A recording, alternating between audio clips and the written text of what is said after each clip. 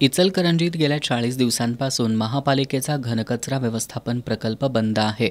प्रकल्प बंद असल्यानं कचऱ्याचे मोठे ढीग तयार झालेत.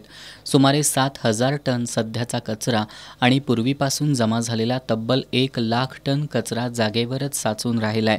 कचऱ्याच्या या साठ्यामुळं परिसरात दुर्गंधी पसरली असून नागरिकांना श्वसनाचा त्रास, डोळ्यांची जळजळ आणि इतर आरोग्यविषयक समस्या निर्माण झाल्यात.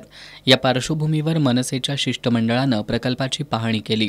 पाहणी दरम्यान दररोज सुमारे 130 ते 150 टन कचरा जमा होत असून या कचऱ्यामध्ये 30 ते 40 टन इतका सुका कचरा तर उर्वरित कचरा ओला कचरा असल्याचं निदर्शनाला आलंय. नागरिकांच्या आरोग्याच्या समस्या निर्माण होत असल्यानं प्रकल्प तात्काळ सुरू करण्याची मागणी मनसेच्या शिष्टमंडळानं केली आहे.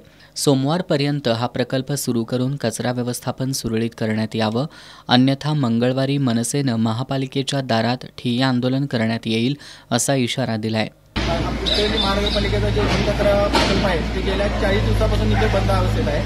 त्यामुळे इथे जो रोजच्या रोज 150 टन कचरा जो जमा होतो त्याचे इथे विल्हेवाट लावली जात नाही आहे. त्यामुळे परिसर मोठ्या प्रमाणात दुर्गंधीपासून येथील परिसरातील नागरिकांच्या आरोग्याशी खेळण्याचा घाट हा महापालिकेने घातलेला आहे. महाराष्ट्र नवनिर्माण सेनेच्या वतीने गेल्या 4 महिन्यापासून यातील कचरा विघटन करण्याची प्रक्रिया वाढण्यासाठी सातत्याने पाठपुरावा चालू आहे. त्याच्या उलट महापालिकेने हा प्रकल्प बंद ठेवून येथील नागरिकांच्या आरोग्याशी खेळण्याचा प्रयत्न केलेला आहे.